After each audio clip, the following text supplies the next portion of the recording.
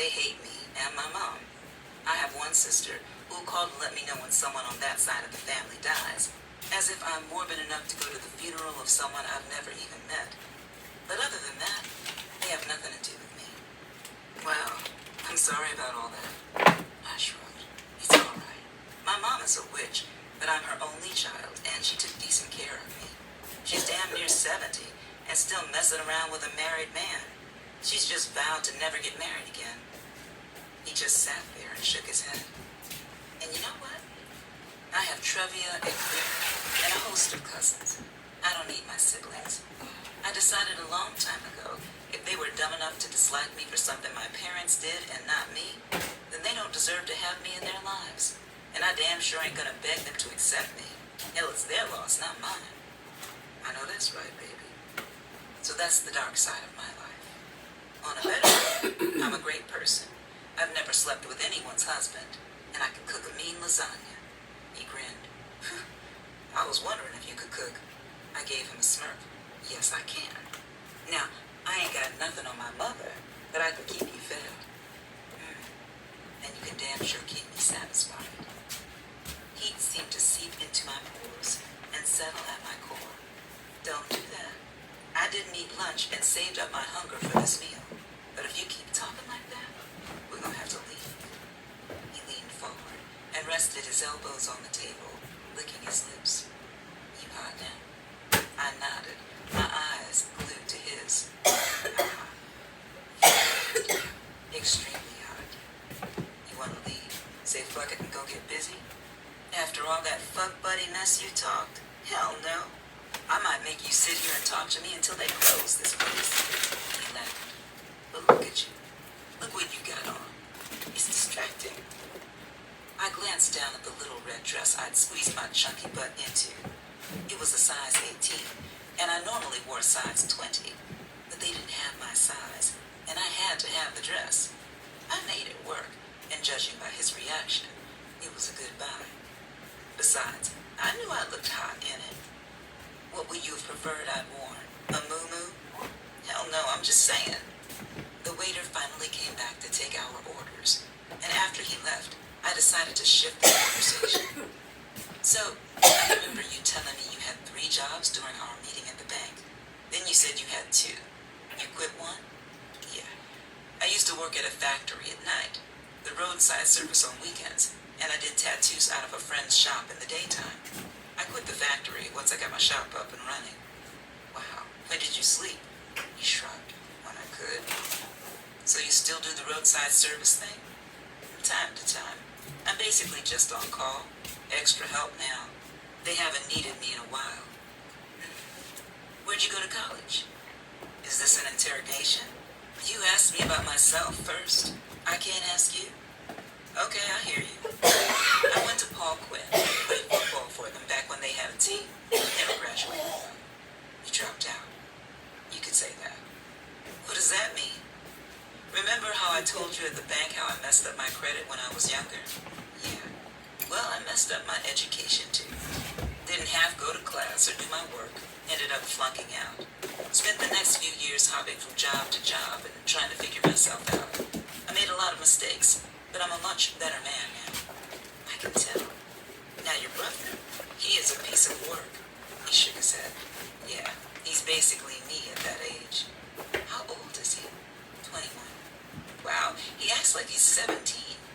I know you say you were like him when you were younger, but the only similarities I see in you two now are your looks. You could pass for twins. Yeah. Sometimes his brother was a sensitive subject, so I was glad to see the waiter approaching us with our food. After we began eating, I shifted the conversation again. So have you known Lola and Juan long? I asked, referring to the 2 full-time tattoo artists who worked out of his shop. I met Juan a few years back. We both apprenticed under this guy named Hez Harris. Me and Lola go all the way back to high school. Really? You ever slept with her? He looked up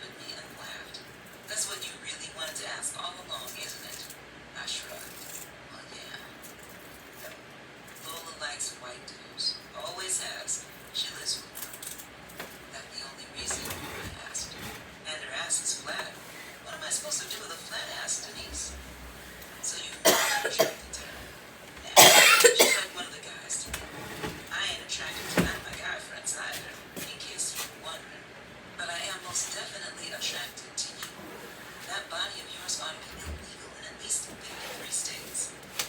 There are only 50 states this summer. I know. Those damn curves of yours are just wrong. And what's between your legs? Damn. We don't even want to start talking about what's between your legs. You're packing some major weight down there, sir. Major. We stared at each other for a minute. Shit, we tried. I mean, it was a nice day, but I'm as hard as quantum physics right now. Hassan said. Hell, I'm as wet as Niagara Falls. Without hesitation, he raised his hand and shouted, "Check, please." 24. Hassan. A text message alert beeped on my phone as I sat at my station listening to Rafiq rehash his wild weekend.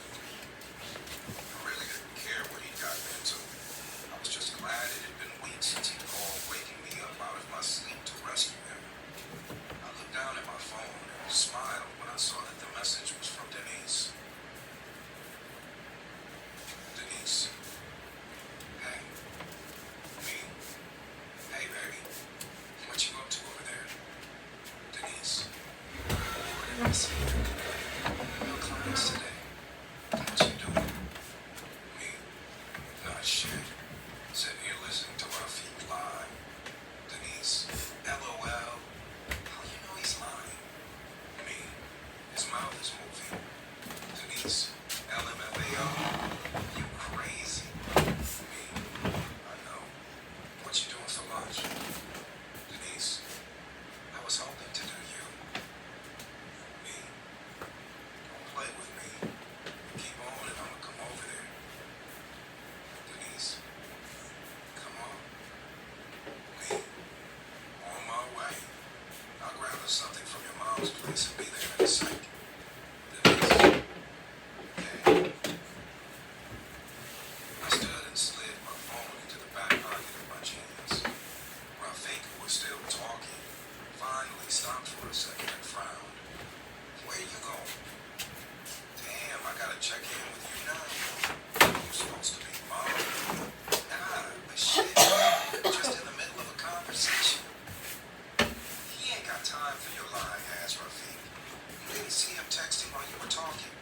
I bet you $20 he's headed across that street. Lola said.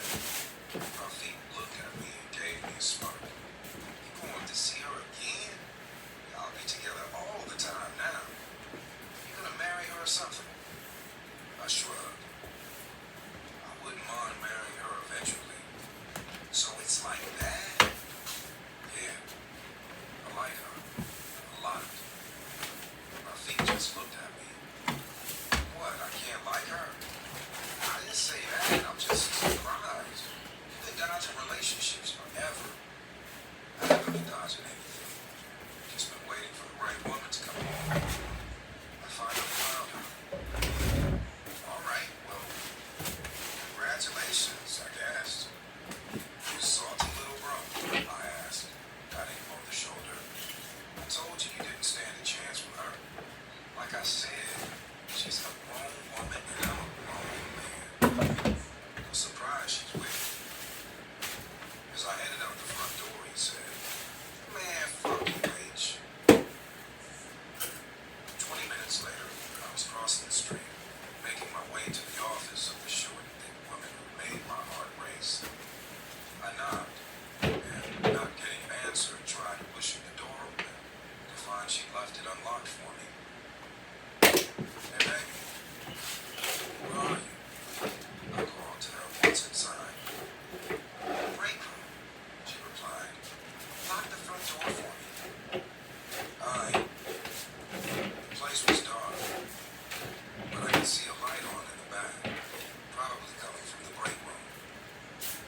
I locked the door. As I made my way to her, said, "Hey, it's between meatloaf and smoked turkey legs, so I got the turkey legs." "That's fine," she said, as I entered the break room and damn near dropped the sack of food I was holding. Shit.